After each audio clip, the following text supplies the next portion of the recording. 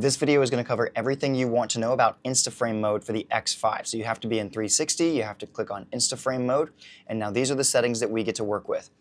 You can see right here that we have the selfie view, and I'm going to show you what it looks like from the phone's perspective as well in a second, so you can really get a good idea of what to expect. So basically, when you have it in selfie view, the camera is focusing on your face, or at least directing itself towards your face. If I tap on this right now, I can change the field of view here. If I want, I can make it 70, or I can make it 50. Oh, wait, I just double tapped that area here. So we're here, and if I tap there, I now have a 50 degree field of view. So we can make it super narrow or mega. I basically always keep it on mega. Then you have this little button which can turn the distortion on or off, distortion correction. All right, so that's everything you get for the first view. Then we have the second view, which is over here. When we tap this, this actually allows us to switch through several different views. So we have a front view, which would be just this lens. It would just be pointing towards this way. Then we have that was the rear view, correction, rear view. Then we have the front view, and the rear view is just going out this direction for the camera, all right? Then you have a top view, which means the camera is going to be focusing that direction as a 360. Then we have a down view or a bottom view, so it would be pointing this way, kind of like a selfie mode, if you will. And then lastly, you actually can have a custom view, a custom profile that it will automatically go to. And if I had this lens off, which I'm not going to do right now, you can pinch in and reframe this for exactly what you want in your view, and the width and everything like that as well. So a lot of freedom in the custom view. I am typically going to be using the bottom view or the rear view, so that when I tap this, it will automatically switch. So if I started a recording right now, and then as it was recording, I tap this button, it's going to switch so that it's only sending the video out this way, and it's baking it into a file that I can work with, and I'll show you that file in just a second. All right? So that's essentially everything you need to know about that whole option. And you can control all of this with their little ring remote. If you use the different tap features, you can just double tap it to switch it over to that view or back and so on. If you want to do the barrel roll or the rotation, you have this 360 spin right here. This is actually doing a spin right now, and that bakes it into the footage. If you don't want that, you can always change it in post, which I'm going to show you again in a second, or we have the barrel roll, which does the little barrel roll. All right. And all of this is baked into one file, but you can also choose later to use a different file. And that's where we get to this part.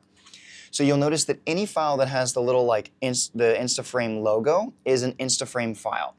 Any file that doesn't have it, well, it's like this is a 360, that's in 8K.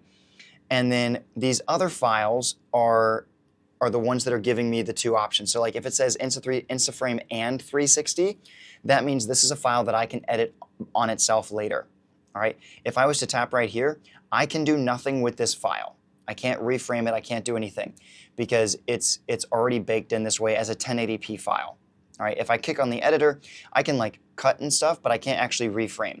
However, if I go back and I tap on the InstaFrame 360 video version of that, you see these are the exact same.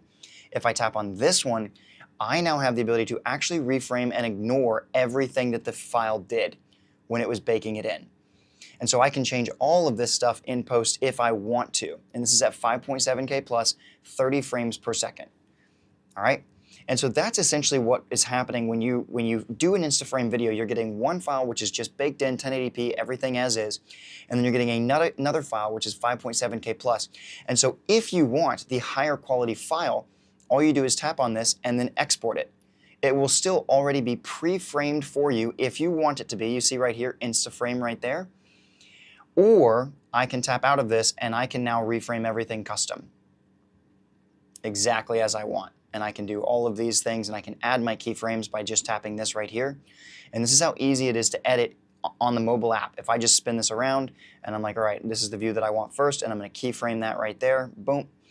And then I'm going to let it play for a little bit. And as I'm running around this little corner right here, I'm going to want to make sure that this thing is, or actually I'm not running around the corner yet. I don't think it's about to come. Yep, there we go.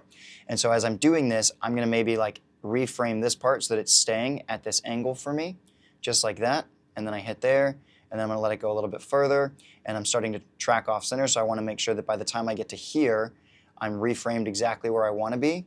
And then I just add that again. And you'll see that now it's going to press out that way. And so I have the option to work with these files however I want to in post, which is a really nice feature of the InstaFrame experience. And it's why I would recommend checking out InstaFrame if you're someone that's getting into the X5s or you're just trying to learn about 360 stuff. Insta360 has made this extremely easy for new users to learn their entire system. And I just really love that. So check out my other content to learn more about these cameras and how they work, but they are pretty sick. And if you are new to Insta360 videos, I have tons and tons of that kind of content out here. So stick around. Remember, you're either going to sink or swim, and let's rise with the tide. I'll see you on the flip side.